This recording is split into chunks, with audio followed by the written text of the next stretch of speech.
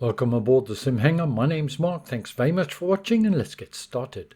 The Hong Kong-based company miniCockpit are about to release their miniFCU for the Airbus series of aircraft.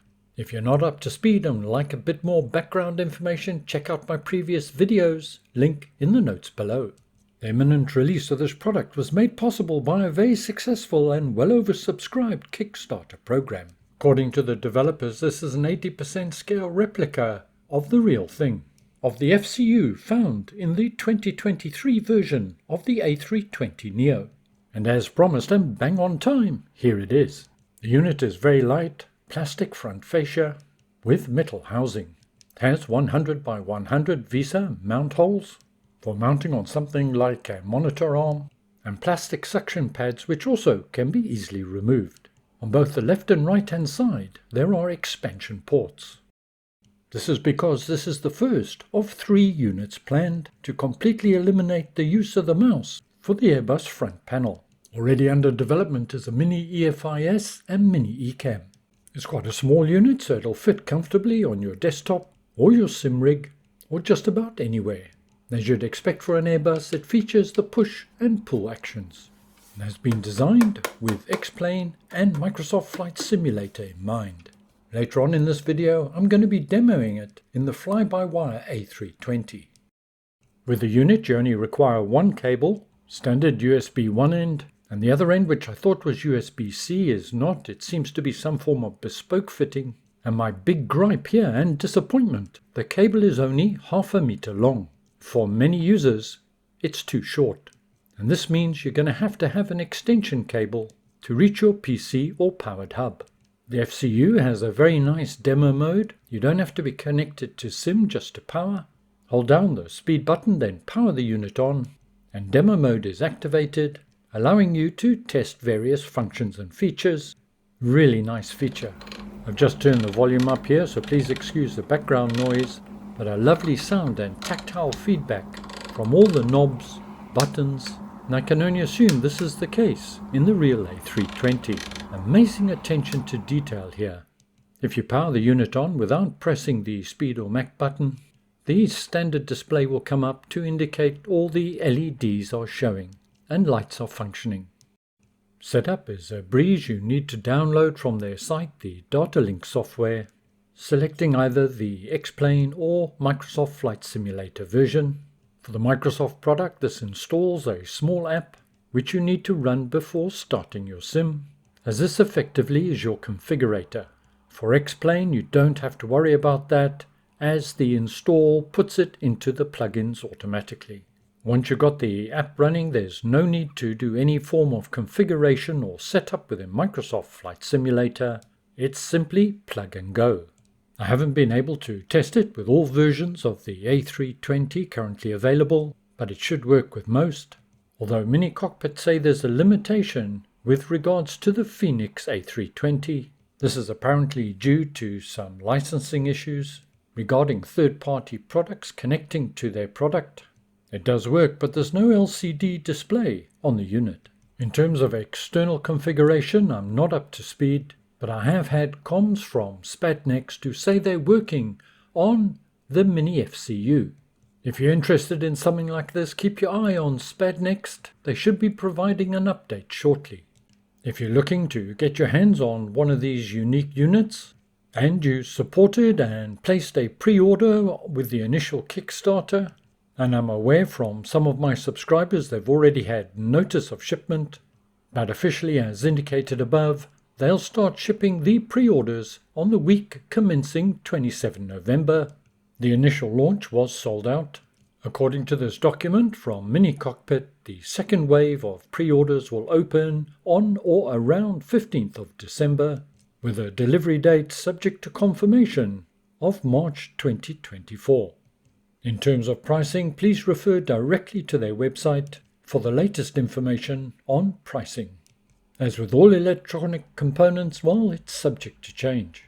Let's now see how it does in sim. For this demo, I've just put it on top of my Alpha yoke. I haven't fixed the mounting or anything.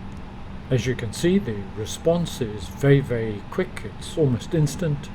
So it appears to be no latency problems whatsoever. and I'm connected via my powered hub and a USB 3 extension cable. Just doing a few quick tests in terms of push and pull actions. All seem to be working okay, and today we're just taking a short hop from Munich to Innsbruck to test out the miniFCU. As mentioned, I'm in the fly-by-wire A320 Neo. Gear up, we're at about 1500 feet, so autopilot on. Press the button on the unit and the aircraft reacts immediately, and the relevant button in sim has lit up as well. Perfect. Let's give it another test and let's turn the autopilot off. There we go. Back on. The orange illumination around the dials and bezels is very attractive, but on the unit the color of the LCD display is white. I was expecting it to be orange. Having never flown a Airbus, I'm not sure what the correct color is. Now adjusting the altitude button, and the black dial at the base can change it between 100 and 1000, just like in the real aircraft. Just touching back on the color of the LCD for a moment, early promotional material showed the LCD as orange. I'd have preferred it to match in sim. Not a big issue, but just saying. The aircraft is currently in nav mode. Let's change it to heading by pulling out the button, and it should now change its course. Just change the heading slightly, and yes, we're now turning onto the heading, 132 degrees. Now going to press the button in. I get the dashes and the dot, and the FCU takes over, and we're back on nav mode, just as it should be. Excellent. The voice you can hear in the background is the co-pilot speaking to the passengers. Let's now test the altitude. Going to manually change the altitude to 12,000 feet, and then pull out the dial to override the FCU, which is taking its instructions directly from the flight plan. And yes, we can see we are now climbing.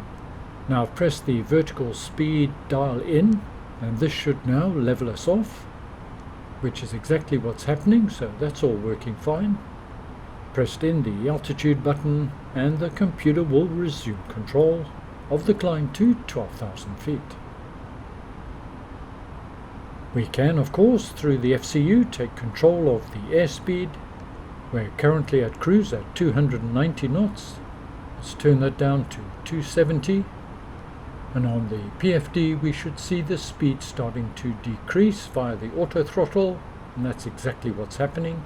Let's turn it back up again and press the dial back in so the computer can once again manage our airspeed per the data within the flight plan. We're now crossing over into Austria, and that's the Alps dead ahead. These are just a few short excerpts from the flight, as the main purpose is to test the FCU. I'm now manually managing the airspeed, and we've picked up the appropriate localizer, and I'm letting the computer manage the descent. We're overhead at 9,500 at Rattenberg NDB, and now starting the well-known, fairly steep descent into Innsbruck. I'm going to continue to manually manage my speed. I'm just going to slow down. I don't want to come in too fast. I need to get some more flaps down. During this flight, of course, I've tested just about every possible combination, and with the fly-by-wire A320 Neo, well, it has worked flawlessly. No hiccups, no unexpected events, but as mentioned before, I haven't tried it with all the various A320s that are out there, but for the fly-by-wire A320, well, it's been faultless. Overall, I've got to say I'm very impressed with this product, and A320 pilots are just going to love it. The only two negatives in my book, one is that very short cable. My personal opinion, I think miniCockpit should review that. That's the only major issue, and the LCD color is a minor issue, but I'm not too fussed by that overall, to be fair. I'm certainly excited to see what they do with the EFIS and ECAN. Well, I can see myself spending a lot more time in the Airbus 320. Well, I hope you found this review interesting and informative. Stay well, see you soon, and bye for now.